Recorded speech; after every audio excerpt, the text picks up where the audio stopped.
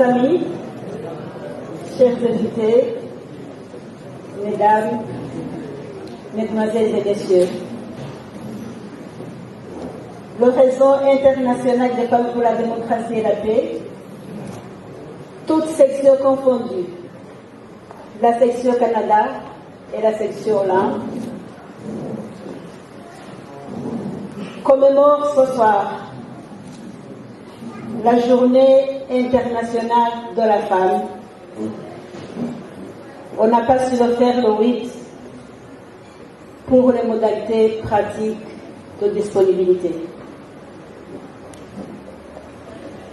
Le RIFDP ne vous dira jamais assez merci. Merci de répondre toujours aussi présent et aussi nombreux à chaque fois que nous vous adressons une invitation à nos activités. Que les lions vous applaudissent.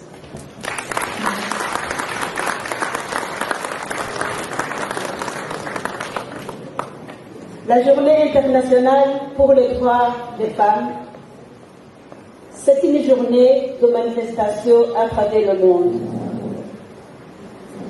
L'occasion de revendiquer l'égalité et de faire un bilan sur la situation des femmes dans la société. Traditionnellement, les groupes, les associations des femmes préparent des manifestations partout dans le monde pour faire aboutir leurs revendications, améliorer la condition de la femme, fêter les victoires et les avancées. Les femmes du RFDP se sont mises ensemble pour unir leurs voix, unir leurs forces, afin de promouvoir la démocratie et la paix dans la région des Grands Lacs africains. Dieu sait à quel point cette région en a besoin. Nos objectifs sont entre autres de soutenir le leadership féminin, de dénoncer les injustices commises spécialement à l'égard des femmes et des enfants. Nous nous mobilisons tous les jours, ou autant que nous le pouvons, pour sensibiliser, informer le public à toute violence du droit humain. Comme vous le savez sans doute, la région des Grands Lacs africains est devenue le théâtre des innommables plusieurs guerres qui n'ont pas de nom. Donc ce sont des guerres innommables. On ne sait pas comment l'appeler autrement.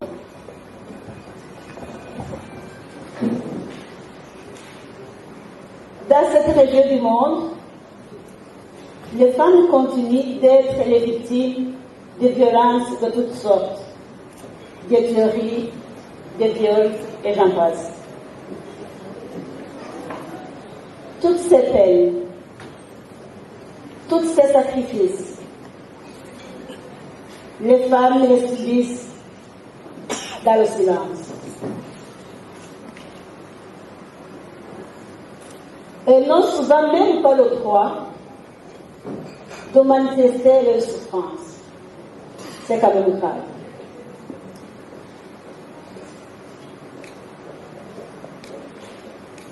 L'un des exemples les plus parlants sur ce sujet est actuellement le cas des femmes préparées comme des tissus par le docteur Mukwege à l'est du Congo.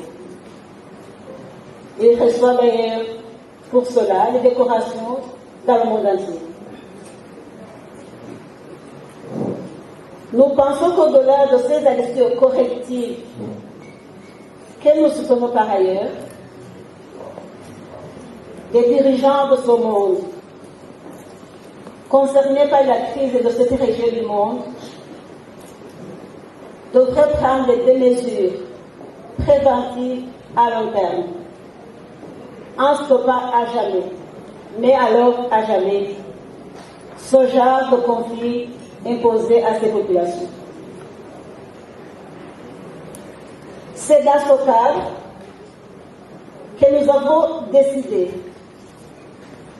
de cesser d'être les observatrices, plutôt d'être les porte-voix des sans-voix.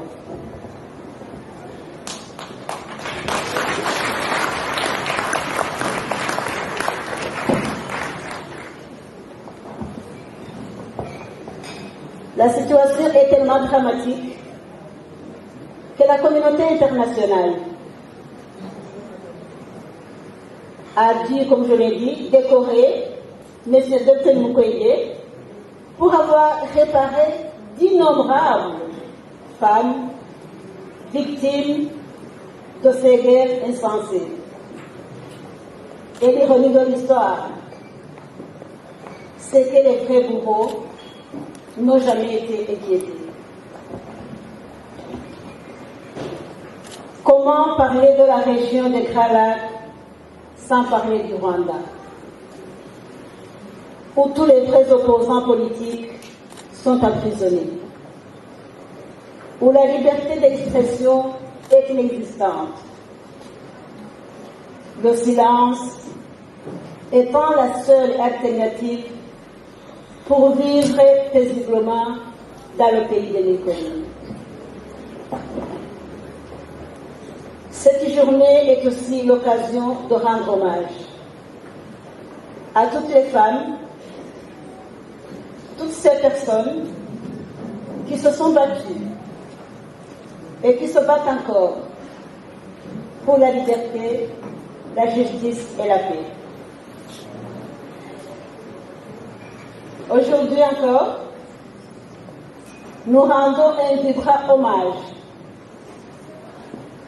à Madame Victoire Ingabire Umuhoza,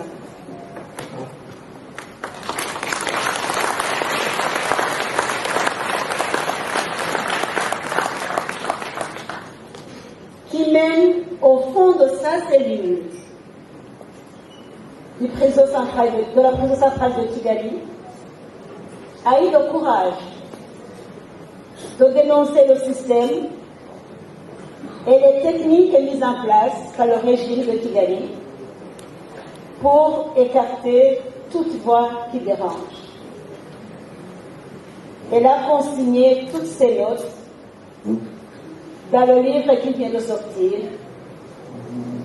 les notes de Victoire Ingabire entre les 4 murs de 1930. Ce qu'elle a consigné dans ce livre est un témoignage émouvant de ce qu'elle a enduré depuis sa rentrée dans le pays. On y voit surtout qu'elle reste elle-même, comme elle nous l'a promis avant qu'elle ne parte.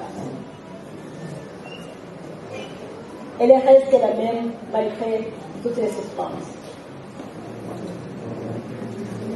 C'est pour rendre hommage à cette femme d'exception que le RFDP a créé en 2011 à Montréal le prix Victoire Ingabire Umuhoza pour la démocratie et la paix. Ce prix incarne le courage, le leadership de Victoire Ingabire Umuhoza dans sa démarche pacifique et démocratique de résolution de conflits. Et c'est ce prix, mesdames et messieurs, qui sera décerné ce soir pour la 5e fois consécutive. Chers invités, mesdames et messieurs, je ne pourrais terminer cette allocution sans remercier toutes les personnes, physiques ou morales, qui nous ont soutenus pour rendre cette soirée inoubliable. Nous voulons remercier spécialement les associations Africa,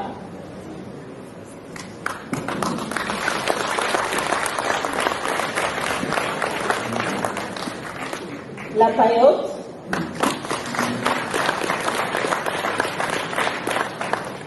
la Fondation Victoire pour la paix,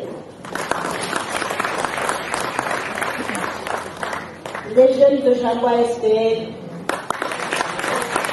et les autres amis. Je vous remercie et vous souhaite, avec les Lions, une agréable soirée. Je vous remercie.